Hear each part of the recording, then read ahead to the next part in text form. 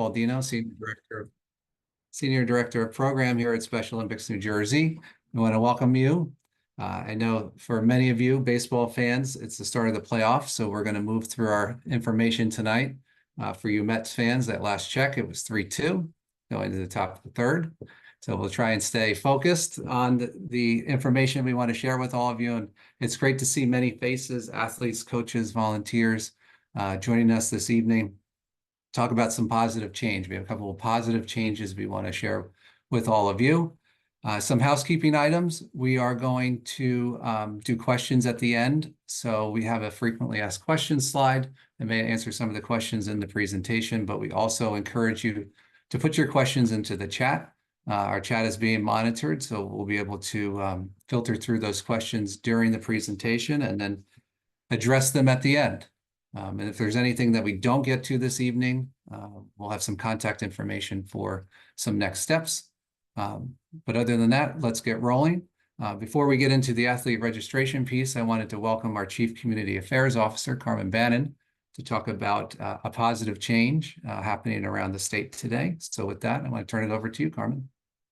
Thanks, Jeff, and thank you all. Welcome. I do recognize quite a few faces. There are a few faces that I don't recognize, which is even more exciting. I've been involved in Special Olympics as a volunteer and an employee for 40 plus years. And I'm very excited to see the change in what we're going through in what would be referred to as the field level of Special Olympics here in New Jersey. As you can see on your screen, someone was nice enough to put up a slide. So today, October 1st, let me go back a little bit. We went back before COVID. We started to work on this project to how to grow Special Olympics New Jersey, where to grow with Special Olympics New Jersey. The chapter events, the winter games, the summer games, the fall games, all have these limits on them, and to grow substantially, we needed to grow in the county level, the field level, the area level, what used to be the area level. As you'll see on your screen, and this will all be set out to you, and it's not scary. We did meet with the former with the area directors who are now county coordinators 2 weekends ago down in a couple of days seminar or retreat type of meeting, and they are fully embracing this. They're looking forward to the positive change, the way we are growing. Once we realize to anticipate the growth we need is in the thousands, and the only place we can grow in the thousands is at the county level. Right now, some of the counties are combined. There's a bunch of, Ocean and Monmouth are combined, Atlantic, Cape May, Cumberland combined. Our goal, our hopes and dreams for this group would be that every county at some point would have its own Special Olympics in it. So you'd have a county meet in Salem County where we're going to go to the people, we're going to go to the athletes of Salem County, which we have very little participation in right now. And we're going to find a way to grow and strive, not only grow and get stronger, but to bring the product that we know is so wonderful. We all know how wonderful our Healthy Athletes product are, how amazing our athlete leadership programs are. So the right thing to do is to bring that to the people. We've come to the conclusion the county coordinators are on board, and we're excited to be able to do all this. We don't want to become, we've used a couple of times, the Kodaks that just go out of business, or whoever thought Sears would just go out of business. We want to grow. We want to not rebrand or reinvent ourselves, because we're quite good at what we do, but we want to bring the product that we have that's so wonderful down to the county area, down to the people that we know are looking forward to and deserve this. If you could go to the next slide, whoever's in charge of the next slide, that would be amazing. So as you'll see, the state is going to be divided into four regions. I'm sorry, and it's going to have the regional directors is what they are, right? Regional directors, yes, regional directors. They're full-time employees of Special Olympics New Jersey, and they're going to work in their regions with the volunteer leadership of their regions. So we've again, the volunteer leadership is on board. We've had some input from the athletes. This is not a project that we lightly undertook or just decided to change for change sake. The project is to get more people involved, keep Special Olympics New Jersey current, and bring the great product that we have to the people. I I would encourage questions but listen to the whole presentation tonight, because the rest of the presentation tonight is a change that I never thought I would see in my time with Special Olympics in it. But it's again a very positive change, a very forward-thinking change, and you'd have to applaud the leadership not only in New Jersey but the leadership of Special Olympics International to come up with this way of thinking and this great way of keeping Special Olympics current and being able to receive new athletes and new volunteers. The anticipated growth will be quite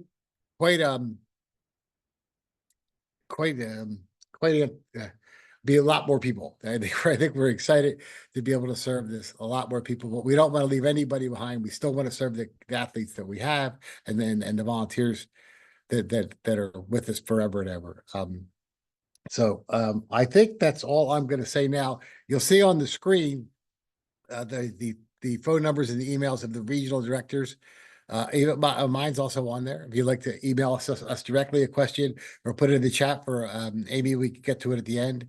But this is not something to be scared of, guys. This is something to embrace. This is something that'll keep Special Olympics here in New Jersey, especially current and forward thinking. And I'm looking forward to it. Thank you. That's all I got, Jeffrey. I don't know if there's any questions that came in. We'll do them later if there are. Thanks. We are, and thank you, Carmen. I'm having a little trouble moving to the next slide. But with that being said, I'll just jump into it. Talk about what we're here for tonight and talking about the update to the athlete registration and the athlete medical. A couple of components. I want to take you back about a year plus ago in 2023, where Special Olympics International, which you heard Carmen mention them, they're the governing body for all Special Olympics chapters around the world. They have Special Olympics, they have regions around the world as well, Special Olympics North America. So Special Olympics International and Special Olympics North America, which all the US programs fall under, put together a group of individuals from programs around the country and around the world to address the medical form in its current state back in 2023. But with that, a lot of conversation had occurred and a lot of dialogue and back and forth about the medical form started to occur. And from there, the conversations led to what were the barriers and what were the barriers that athletes were facing in getting onto the field in Special Olympics. This conversation evolved to the point to where it became a conversation around the athlete medical and the requirement of a physician's signature for athletes to participate. Throughout time, for all time, for an athlete to participate in Special Olympics, they needed a medical form signed by a physician. That seemed to be a big barrier across the world and in the United States for athletes to get on the field. So Special Olympics International, in conjunction with Special Olympics North America, they put together a group along with, thank you, Amelia, medical and legal teams from SOI to put together a plan that would create a new form and a new opportunity for all Special Olympics athletes to get on the field without requiring a doctor's signature. So that is the big change, the big positive change that has come out from Special Olympics International that we are here to talk about tonight. The goal, obviously, with removing barriers is increased participation among athletes. Just as any athlete around the country, around New Jersey, would be able to get on the field, and in most cases without a physician's signature in your recreation program, your brother, your sister, your son or daughter, anybody out there, they sign up to participate in their soccer league, wouldn't require a physician's signature. So removing this barrier the hope and the goal is that we will be able to increase participation, get athletes onto the field quicker in a safe way. Now, we've already seen that in the early returns that we've had. We see on the screen phase 1. Special Olympics New Jersey, after being informed of the decision by Special Olympics International, decided to do a soft rollout. So for some of those on the call tonight, our fall athletes and everybody else that's involved, you would see information that came out in the late summer, late July. So that information talked about the slow rollout that Special Olympics New Jersey is going to do, where we're not requiring the physician's signature. So in this first phase, we've seen some great returns already in our fall sports through our 5 fall sports with new athletes and with returning athletes not having to go to see a physician to get updated physical forms. So it's already started to happen in this rollout for us here in New Jersey over the last couple of months in our fall programs. We've had some great examples come back to us, one including a new athlete that reached out on a Thursday and they were at practice on Monday. And that's one that I think we're very, very happy to see, knowing that somebody can do that within over a weekend. They can come to us and get out on the field and practice and participate safely. So right now, us here in New Jersey are in phase 1, what we're calling that when it comes to our rollout of this. And with that, I'd like to turn it over to our Health Programs Director, Amelia Hamilton, who's going to talk in more detail about the nuts and bolts of what's happening and what's going to happen in the near future. Awesome. Thank you, Jeff. And hello, everyone. Thanks for joining us this evening. I'm going to see if now I can turn my slide or if that's going to be an issue. Just give me 1 second. There we go.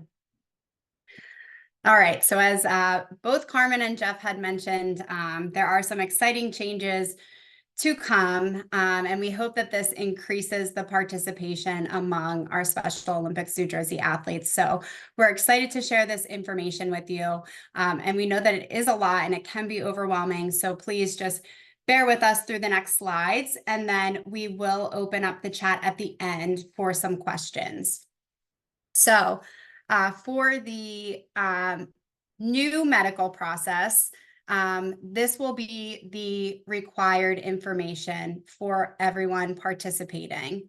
We will need demographic information. So this would include athlete name, date of birth, phone number, email, address, all of that demographic information that has been on the first page or the registration pages as they have been called. We will also need waivers, releases, and policies. So this would include the release form, as well as the likeness release form, which is still optional, and the communicable diseases waiver. Now, the only change with this is these waivers will only be required once per athlete, and we will not require them every year. This will just be once, a one-time thing. The other information we would need is the emergency medical care refusal form, only if one of the 2 boxes is checked on the release form. So on that athlete release form, there is, I believe it's under section number 4.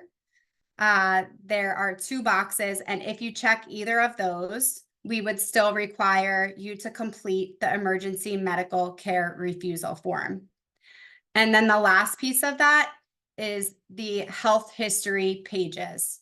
So again, the health history pages would have anything such as allergies, seizure disorders, any family health history, any important health information that your coaches or Special Olympics staff would need to know for training and competition.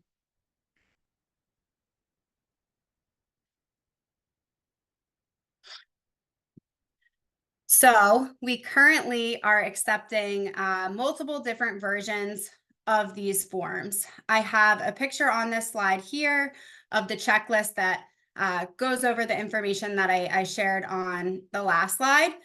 And although these forms may look different in the future. This is a great checklist for you to reference, and it is attached with our printable PDF version of the participation packet.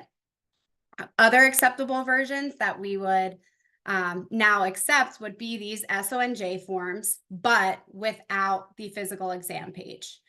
So again, this referring to this checklist, pages 4 and 5, which are the forms that you take to your doctor and your doctor signs off. We will no longer need those. So you could complete the packet excluding these physical exam pages.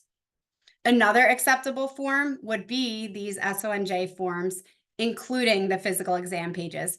So yes, we would still accept the physical exam page if you're in the habit and you go to your doctor every single year and you send that over to us at Special Olympics, we would still accept that. And then the other two acceptable versions are the NJPPE form. So this is the form that the New Jersey schools require. So if you play on a high school team, we accept the NJPPE forms. They just have to be with our Special Olympics New Jersey form. So that demographic page, as well as the health history pages and the release forms. And then the other version that we accept is the NJDDD form. So if you send us that physical exam page from the DDD, and then you also send us that along with the Special Olympics forms, we can accept that.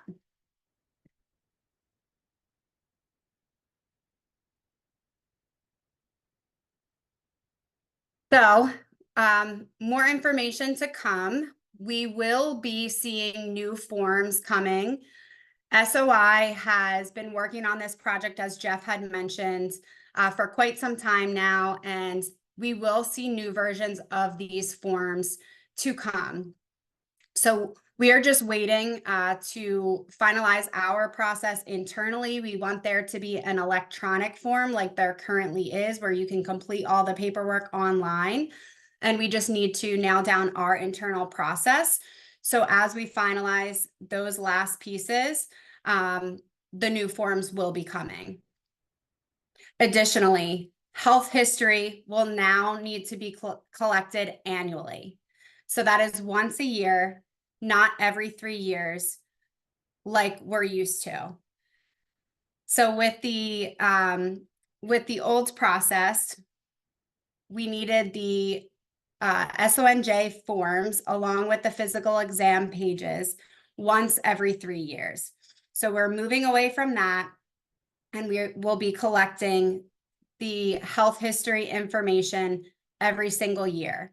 We want to have the most accurate information on our athletes and have the most up-to-date information. So that is the process that we will be moving toward, but no physical exam page will be required to participate. This is a slow rollout, and this will be on the athlete's timeline as their current medicals expire. So I hope that everyone is listening to this one as your athletes, as you or your athlete's medical is expiring. That is when the timeline will start for this annual health history to be updated every year. So if you have a medical that doesn't expire, that expires after your fall season, you're good for the fall season. And then if you expire before the end of this year, we will ask that you move to that annual timeline of updating your health history information every single year. Now, if you just had a medical and you just sent it in to us and it's been processed, your medical will still be valid for the 3 years. And then you will move to this new format of collecting the health history annually in 3 years when your medical expires. So with that, starting with the date of exams, November 1st, 2024 or later, we will no longer be counting as valid for 3 years. So we do need to put a timeline to this. So if you complete the physical exam and all of the other SONJ pages and you send that to us October 31st, 2024, you will be good until October 31st, 2027. Anything after that, with the date of health history or exam of November 1st, 2024 or later, then you will be on that annual year. And we will need to collect that health history information from you every year.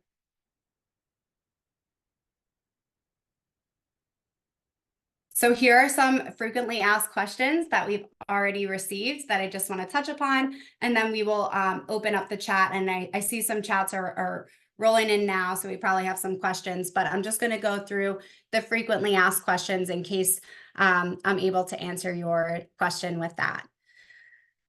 Jeff, did you want to handle the first question? Sure, I'll handle that. And if I may, Amelia, let me add a little bit to the new form process that SOI has distributed the forms to programs. So Amelia mentioned us getting the format together and getting it out to everybody in a clean and effective way. So we're not creating anything new for you guys to fill out. Note that the new registration form will look a little bit different for those that are completing it for the first time. And then down the road, the renewal form is going to be a simple one-page form. So if there is no update, it's going to be a simple checkbox. So just know that some efficiencies are coming down the road when it comes to the new forms that we'll be rolling out in the coming months. Okay. So the question that's come up this fall about if a coach has to require the physical exam page, can they? So can a coach ask one of their participants or their families they require them to get a doctor's signature in order for them to participate on their team? The short answer is no. Special Olympics International is incorporating into their general rules, and which governs all of what we do, that anybody who wishes to participate does not need to have a physician's signature. Now, on a case-by-case basis, if there's a question, we certainly will take those questions, but no, as a general course of action, that a coach can't deny an athlete participation because they did not complete a physician's exam on the participation packet. Thanks, Jeff. So moving on to the next question. Will you stop accepting the physical exam page? No. So we would encourage you to still send that in if that's what you're comfortable doing. But starting with the date of exam of November 1st, 2024 or later, we will no longer be accepting this valid for 3 years. Instead, it will only be valid for 1 year. Are physical exam pages required for USA, regional, and World Games? Yes, they still will be, and they will be required with a date of exam within 12 months of the games. Will schools still require the physical exam page? Yes. In order to participate with the school may require the physical exam page, typically on the NJPPE form. However, SONJ will only require the health history pages. So do you need a physical exam page to participate in Unified Cup? And the answer to that would be no, because it is an SONJ event. So we would follow with the SONJ requirements. That does not include the physical exam page. And then how often do the waivers need to be completed? Release forms and communicable diseases waivers will be completed 1 time per athlete.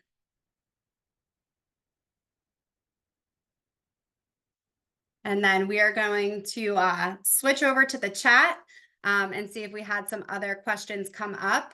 I know that we have a lot of people on this call, so if we do not get to your question, both Jeff's email and my email is on here. Feel free to reach out to us if you think of another question later tonight, tomorrow, or a month from now. Please feel free to reach out to us directly. Amy, do you have some questions in the chat? We do, and I will, I'm going to try to condense some of them because there's still, some of them are a little repetitive. Once they said, what if the athlete has a condition that they shouldn't be playing, but they do anyway because the physician signature is not needed?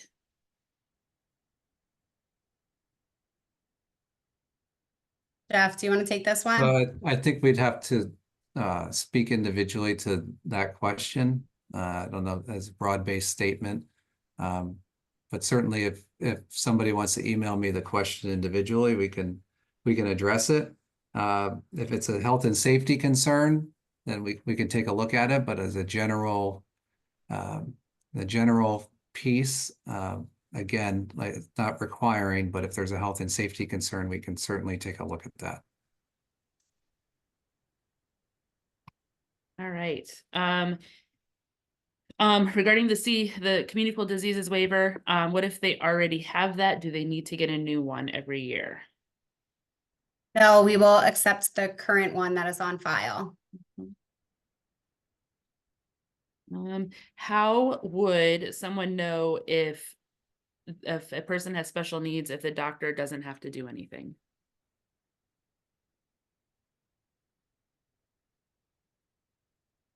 I think they'll be indicating on the forms and the forms the intellectual disability or filling in the box. So certainly we're not in a position to make judgment, but if an individual is filling this out, we're taking them as that they're have an intellectual disability. For Amelia, will the forms include medications? Yes, so the health history forms, although they may look different as we receive those new forms, we will still ask all of that information. So prescription medications, any type of health history, any type of allergies, any type of seizure disorders, anything that is pertinent information that the coaches or SONJ staff should be aware of for our athletes that are competing. Perfect. The health history required one time a year. How about all the other forms? This is another Amelia one.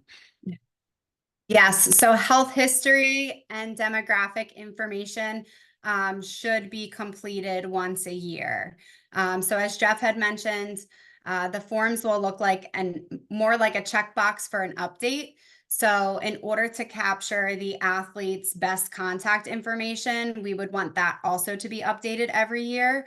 So if there's no address change or no phone number change, then hopefully like there should be a box there to check off like no updates here. Same goes for the health history. So we should be updating demographic information and health history every year. So that way we have the most up-to-date information. Great.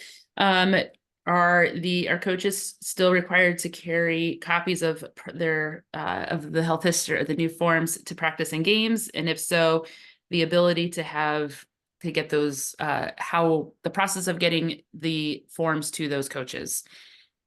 Yes, absolutely. I love this question.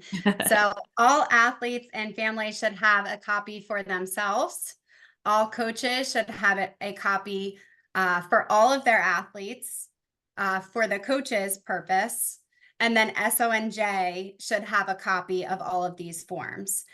So figure out a way that works for you as the parent, or if you're an athlete on your own, you should have a copy, whether it's a paper copy or if you have an electronic version on your phone or your device, that works. Same thing for the coaches. You should have some type of way to have all of the forms for all of your athletes on site with you if anything were to happen.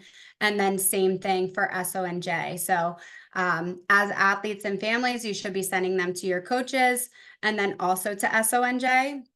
We're encouraging your coaches to send them directly to SONJ. So that way we all have the same information on file. All right. All right. If a physical expires on October 18th, can they participate without a physical so they can, or do they have to wait till November 1st? So if your physical exam expires October 18th of 2024, you would have to update your health history information with us, which you could do now, and you would be okay to participate with us October 18th, October 19th, October 20th. If you do have a physical exam and you have your appointment already scheduled and you want to go to that appointment and get that done before November 1st, then your physical exam would still be valid for those 3 years as long as the date of exam is before November 1st.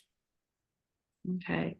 Hard copies will be available. I'm sure the same as what we've had previously. We'll have hard copies available as well as the online form. If SOI requires a physical exam for international competition, why are we not considering it as important to have on a state level? Sending that to Jeff. Yeah, so they determined the nature of the travel with the games, the 2 weeks away, that they wanted something within 12 months, given the dynamics of a games and what is required of an athlete to do that. That is what they'd asked for the Team USA group. Perfect. Do the new form availability regarding when that would be available? I don't know, do we have that yet? To be determined.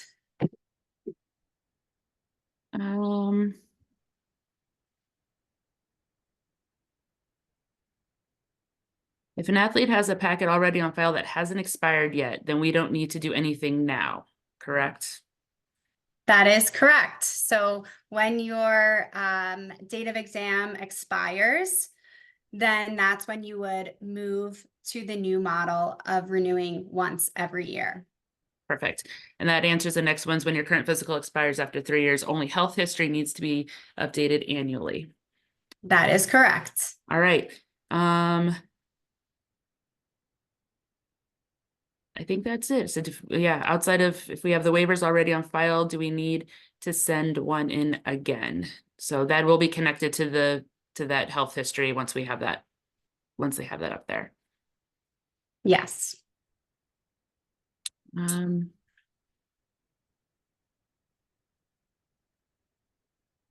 right, so when they fill out the form, are they going to send it to the person responsible for that area or region? And then they wait for the response or more details. So you can send it directly to my email, which is currently displayed on the screen. It's the arh@sonj.org. And I can go ahead and process that. You're welcome. I think that's all we have in there right now. All right. Well, thank you, everyone. And as I already mentioned, both my email and Jeff's email is on here. So if any questions do come up, or if you think of something later down the line, please do not hesitate to reach out to either of us. And thank you, everyone, for tuning in.